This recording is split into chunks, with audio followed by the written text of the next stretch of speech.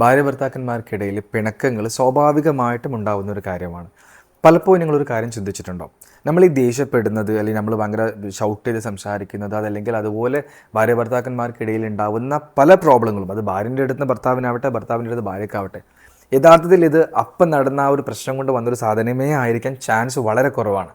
ഒരുപക്ഷെ ഒരുപാട് ദിവസങ്ങൾക്ക് മുന്നേയുള്ള അല്ലെങ്കിൽ മാസങ്ങളായിട്ട് നമ്മൾ അലട്ടുന്ന പല പ്രശ്നങ്ങളും, എന്തിന് ഫിനാൻഷ്യൽ സ്ട്രഗ്ലിംഗ് ഉണ്ടെങ്കിൽ ചിലപ്പോൾ ഭർത്താവിന് ചിലപ്പം പെട്ടെന്ന് ദേഷ്യം വരും. ഓക്കെ, അതിൻ്റെ ഇടയിൽ പോയിട്ട് ഭാര്യ എന്തെങ്കിലും സംസാരിച്ചാൽ ഉറപ്പായിട്ടും ചിലപ്പോൾ എന്തെങ്കിലും ഭർത്താവ് ചിലപ്പോൾ വളരെ ദേഷ്യപ്പെട്ട് സംസാരിച്ചേക്കാം.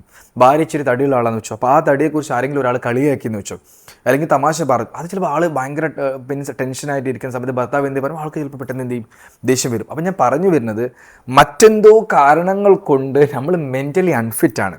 അപ്പം മെൻ്റലി അൺഫിറ്റായി നിൽക്കുന്ന സമയത്ത് നമ്മളെടുത്ത് ഈ ഭർത്താവോ ഭാര്യയോ എന്തെങ്കിലും കാര്യങ്ങൾ വന്ന് പറയുമ്പോൾ അതങ്ങ് പൊട്ടാണ് സംഭവം.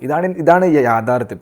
അപ്പം മനുഷ്യനായ നമ്മൾ ഭയങ്കരമായിട്ട് എന്താ പറയുക, മെൻ്റലി നമ്മൾ ഓക്കെ അല്ല, അല്ലെങ്കിൽ നമ്മൾ ഭയങ്കര ഫ്രസ്ട്രേഷനിലാണ് നമ്മൾ നിൽക്കുന്നത്, മെൻ്റലി നമ്മൾ കൂളല്ല എന്നുള്ളതാണ് യഥാർത്ഥ കാരണം. അപ്പോൾ അതുകൊണ്ട് അള്ളാഹുവിൻ്റെ റസൂൽ സ്വല്ലല്ലാഹു അലൈഹി വസല്ലം പറഞ്ഞ വലിയൊരു കാര്യമുണ്ട്. നമ്മൾ രാവിലെ എണീറ്റ് കഴിഞ്ഞാൽ നമ്മൾ മുഴുവൻ ആൾക്കാർക്കും പുറത്ത് കൊടുത്തിട്ട്, എല്ലാവർക്കും പുറത്ത് കൊടുത്തിട്ട് വളരെ കൂളായിട്ട് വളരെ പോസിറ്റീവായിട്ട് വേണം നമ്മൾ ഓരോ ദിവസവും നമ്മൾ എണീറ്റ് വരാനായിട്ട്. അപ്പോൾ നമ്മൾ മെൻ്റലി നമ്മളെ ഫിറ്റാക്കാൻ വേണ്ട എല്ലാ കാര്യങ്ങളും, അത് എക്സസൈസ് ആവട്ടെ, നമ്മളെ മെൻ്റൽ പീസിന് വേണ്ട ഖുർആൻ റീഡിങ് ആവട്ടെ, പ്രെയർ ആവട്ടെ, അങ്ങനെ എന്തൊക്കെ കാര്യങ്ങൾ വേണോ അതെല്ലാം നമ്മൾ മുറുകെ പിടിച്ച് മനസ്സമാധാനത്തോടു കൂടി പോയാലാണ് ഈ പൊട്ടിത്തെറികൾ ഒരു പരിധിവരെ നമുക്ക് പരിഹരിക്കാൻ പറ്റുക. അത് പ്രത്യേകം ശ്രദ്ധിക്കണം.